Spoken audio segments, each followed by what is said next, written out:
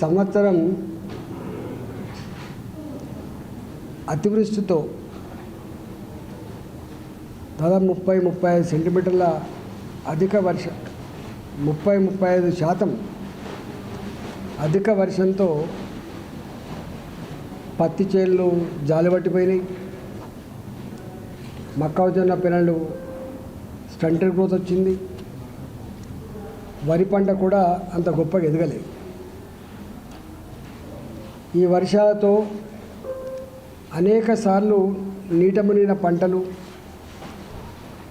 కోతకు గురైన పంటలు, వాగుల పక్క పంటి చివరికి భూమిలో కొట్టుకుపోయినటువంటి సందర్భాలు చూసినాం. ముందస్తుగా హెచ్చరిక చేసినప్పటికీ కూడా మొంతా తుఫాన్ ఇవాళ ఆంధ్ర ప్రజానీకానికి ఎంత విషాదం మిగిల్చిందో తెలంగాణ ప్రజానీకాలను కూడా అంతనే విషాదం మిగిల్చింది. గతంలో కురిసిన వర్షాలకు పంటలు మాత్రమే కాకుండా ఈవెన్ హైవేస్తో సహా, నేషనల్ హైవేస్తో సహా రోడ్లు, బ్రిడ్జిలు, రైల్వే ట్రాకులు కొట్టుకుపోవడమే కాకుండా వేల కిలోమీటర్ల రోడ్లు మూరడు లోతు గుంతలు పడి ఇవాళ ఎక్కడికక్కడ ప్రయాణాలకు ఇబ్బంది కలుగుతున్న సందర్భంలో మళ్ళీ ఈ తుఫాను వల్ల రైతులకు పంటలు ఇంటికొచ్చేదే దీపావళి పండుగ తర్వాత. ఒకవైపు కోత కోసిన వరి పంట, కోత కోసిన మొక్కజొన్న పంట రోడ్ల మీద మొత్తం మొలకలు వచ్చినాయి. తడిసి దగ్గరికి చేర్చి కుప్పలు పోసుకొని తార్పాలని కప్పితే ఆ వేడికి మొత్తం బూజు పట్టిపోయినాయి, అక్కడాకుండా పోయినాయి. కొట్టుకపోయిన పంట కొంత భాగం, తడిసి మొలకలు వచ్చిన పంట కొంత భాగం కుప్ప చేసుకొని తార్పాలు కప్పుకుంటే మొత్తం ఫంగస్ వచ్చిన పంట కొంత. ఇక పత్తి అయితే చెప్పనవి కాదు, మొత్తం చెట్ల మీదనే తడిసి ముద్దయి మొత్తం పచ్చగా మారిపోయింది. అది రాలిపోయింది, పచ్చగా మారిపోయింది, అక్కడా కూడా పోయింది. పంట నెల రోజులకో 2 నెలలకో వేసిన 2 నెలలకో 2 నెలలకు పోతేనేమో తక్కువ నష్టం ఉంటుంది. కానీ పూర్తి పెట్టుబడి పెట్టి నోటికాడికి వచ్చిన పంట, ఇలా మార్కెట్కి పోవాల్సిన పంట మొత్తం నీళ్ళ పాలైపోయింది. ఆంధ్ర ప్రాంతంలో అక్కడి ముఖ్యమంత్రి, అక్కడి యంత్రాంగం అంతా రైతులతో ఇంటరాక్ట్ అవుతూ ఉంటే, రైతుల పంట పొలాలను విడిచేసి ఓదారుస్తూ ఉంటే ఇక్కడి ప్రభుత్వం మాత్రం నిమ్మకు నీరెత్తినట్టుగా ఉంది. ఉమ్మడి వరంగల్ జిల్లా, ఉమ్మడి కరీంనగర్ జిల్లా, ఉమ్మడి ఖమ్మం జిల్లా, ఇవాళ వికారాబాద్ లాంటి ప్రాంతాలలో, ఉమ్మడి మహబూబ్నగర్ జిల్లా ప్రాంతాల్లో లక్షల ఎకరాలు పంట మొత్తం నేలవాడిపోయింది, అక్కరా కూడా పోయింది. మనం చూసినాం, డీసీఎంలో కొట్టుకుపోయినాయి, కార్లు కొట్టుకుపోయినాయి, మనుషులు గల్లంత అయిపోయినరు, రోడ్లు తెగిపోయినాయి, బ్రిడ్జిలు కొట్టుకుపోయినాయి. అంటే ఒక్క మాట చెప్పాలంటే అది భయానకమైన వాతావరణం. ఒక భీమదేవరపల్లి మండలంలో 41 సెంటీమీటర్ల వర్షపాతం అంటే ఇవాళ దాన్ని బట్టి ఎంత తీవ్రత ఉందో మనకు అర్థం కావాలి. క్లౌడ్ బస్ట్ కంటే ఎక్కువ. జనరల్ దీపావళి తర్వాత ఎప్పుడైనా తుఫాన్లు వస్తే మామూలు తుప్పురు పడిపోయేది తప్ప గింత విధ్వంసం మాత్రం ఎప్పుడు జరగలే. ఇలా వరంగల్ సగం పట్టణం 6 ఫీట్ల నీళ్ళల్లో ఉన్నది, 6 ఫీట్ల నీళ్ళలో ఉంది. మొత్తం వాగుల పక్క పంటున్నటువంటి పంట పొలాలు అటుపక్క ఇటుపక్క కిలోమీటర్ వరకు మొత్తం కోతకు గురైపోయినాయి. పంటలు ఏడుస్తున్నారు. అంటే ఊర్లల్లో పశువులు చనిపోయినప్పుడు కానీ, రాళ్ళవాన పడి పంటలు ధ్వంసమైనప్పుడు కానీ, ఇట్లాంటి పంటలు కళ్ళ ముందే మట్టిపాలవుతున్నప్పుడు కానీ, మనిషి చచ్చిపోతే ఎంత విషాదం ఉంటుందో ఇళ్ళల్లో, అలాంటి విషాదం ఇలా అనేక గ్రామాలలో ఉంది. నేను ఒకటే ముఖ్యమంత్రి గారిని డిమాండ్ చేస్తున్నా, మీరు తక్షణమే ఎన్ని ప్రాంతాలైతే నేను చెప్పినట్టుగా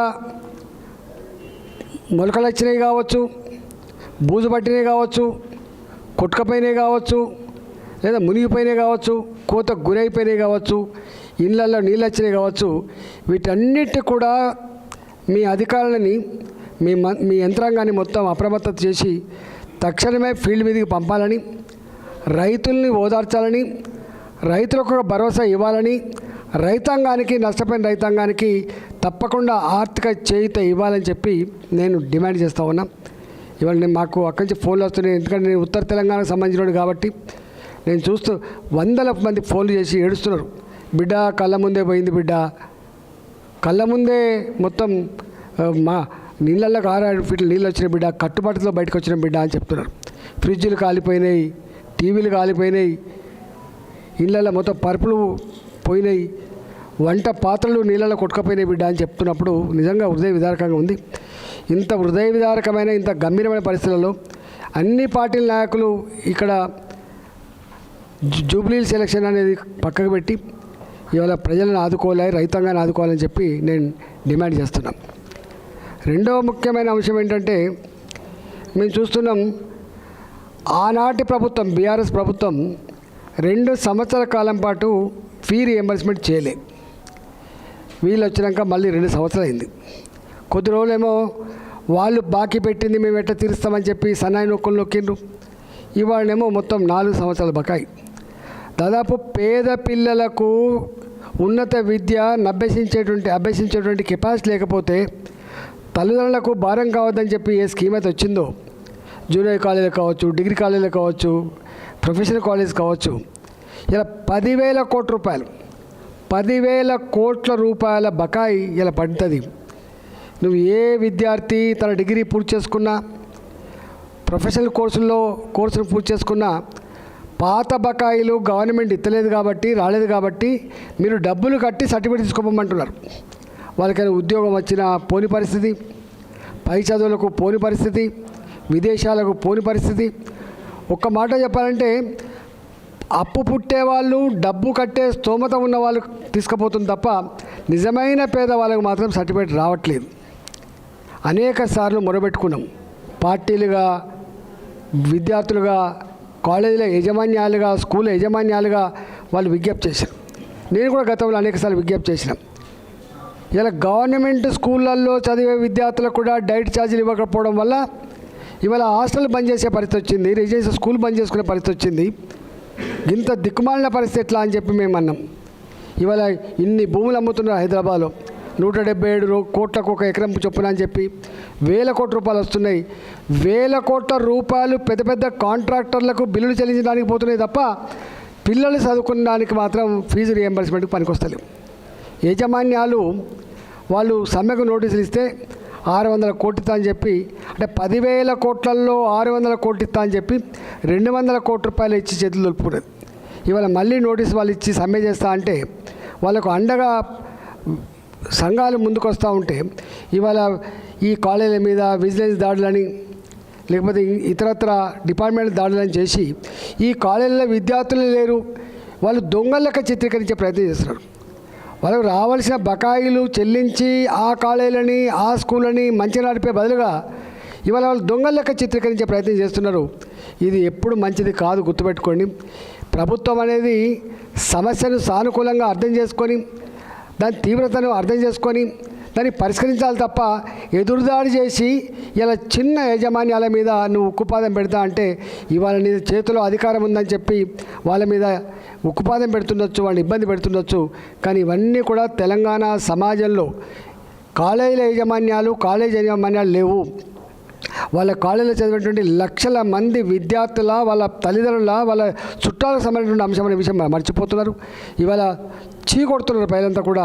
మీరు తక్షణమే ఇట్లాంటి దాడులు, ఇట్లాంటి బెదిరింపులకు పక్కకు పెట్టి సానుకూలంగా స్పందించి వాడి బిల్లులు పే చేయమని చెప్పి కోరుతా ఉన్నాం. ఇంకొక ఏరియా ఉంది, చాలా ఇంపార్టెంట్ ఏరియా. ఇలా గ్రామ పంచాయతీలలో పనిచేసినటువంటి వార్డు మెంబర్లు కొంత పనిచేసిండ్రు, 50,000 లక్ష రూపాయలు. ఉప సర్పంచ్లు పనిచేసిండ్రు, సర్పంచ్లు పనిచేసిండ్రు, ఎంపీటీసీలు పనిచేసిండ్రు, జడ్పీటీసీలు పనిచేసిండ్రు. చిన్న చిన్న కాంట్రాక్టులు కమ్యూనిటీ హాల్ల కోసమో, సిమెంట్ రోడ్ల కోసమో, డ్రైన్ల కోసమో పనిచేస్తే ఇవాళ ఎప్పుడో చెప్పిండ్రు మొత్తం ఈ పోయిన దసరా, ఈ దసరా కాకుండా పోయిన దసరాకు మొత్తం బిల్లులన్నీ కూడా పే చేస్తామని చెప్పిండ్రు. మళ్ళీ అడగంగా మొన్న దసరాకు పే చేస్తా అని చెప్పిండ్రు. ఇప్పటికి కూడా పే చేయట్లేదు. వాళ్ళు 10%, 12% లంచం ఇచ్చుకునే స్థాయి లేక, వాళ్ళకు సోర్స్ దొరకక, ఆ చిన్నవాళ్ళు సచివాలయాన్ని అడుగు పెట్టలేక, నీ మంత్రిని కలవలేక ఎంత ఇబ్బంది పడుతున్నారో మనం చూస్తూ ఉన్నాం. ఇవాళ వాళ్ళు అనేక మంది అప్పుల పాలై ఇలా సూసైడ్ చేసుకునే సందర్భం, సూసైడ్ అటెంప్ట్ చేసుకునే సందర్భం చూస్తూ ఉన్నాం. ఇంత భయంకరమైన, ఇంత దరిద్ర పరిస్థితిని ఎప్పుడు ఫేస్ చేయలేదు. అందుకనే ముఖ్యమంత్రి గారు ఇవాళ వాళ్ళ మంత్రుల మధ్య ఉన్నటువంటి వైరుధ్యాలు, వాళ్ళ మధ్య కొట్లాటలు, వాళ్ళ మధ్య పంపకాలు, వాళ్ళ మధ్య దందాలు సరిపోతున్నాయి తప్ప ఇవాళ ప్రజలు పట్టించుకునే పాపాన పోలేదు. నేను ముఖ్యమంత్రి గారిని ఒకటే నేను విజ్ఞప్తి చేస్తున్నా, డిమాండ్ చేస్తున్నా, మీ ఇంటర్నల్ ఫైటు, ఈ దరిద్రపు ఎన్నికలు ఇవన్నీ పక్కకు పెట్టి ఈ ప్రజలు ఎదుర్కొంటున్న సమస్యల మీద దృష్టి పెట్టి వీటిని పరిష్కరించాలని చెప్పి నేను డిమాండ్ చేస్తున్నా. లేకపోతే వాళ్ళు మీ మీద తిరుగుబాటు చేయకపోవచ్చు, మిమ్మల్ని ఇప్పుడు ఇబ్బంది పెట్టకపోవచ్చు, కానీ సందర్భం వచ్చినప్పుడు మాత్రం కర్ర కాల్చి వాత పెడతారు. గతంలో కేసీఆర్ కూడా గిట్టే అనుకున్నాడు, నన్ను ఏం చేస్తారు, వాళ్ళ శక్తి ఎంత, వాళ్ళ కథ ఎంత అని చెప్పి ప్రతి ఒక్కరిని సప్లై చేసే ప్రయత్నం చేసిండు. ఇవాళ 1000 కోట్లు ఖర్చు పెట్టినా కూడా కేసీఆర్ని ఎట్లా బొందబెట్టిలో మనం చూసినాం. కాబట్టి రేవంత్ రెడ్డి గారు కూడా ఈ అధికారం శాశ్వతం కాదు. కాబట్టి అధికారం ఇచ్చింది ప్రజల మీద దౌర్జన్యం చేయడానికి, అక్రమ దందాలు చేయడానికి, దోసుకోవడం కోసం, లేకపోతే దాడులు చేయించడం కోసం కాదు. కాబట్టి తక్షణమే భూమి మీదకి వచ్చి గతంలో ఏం జరిగిందో అర్థం చేసుకొని ఇవన్నిటిని అడ్రస్ చేయాలని, ఇవన్నిటిని పరిశీలించాలని చెప్పి నేను డిమాండ్ చేస్తున్నాను.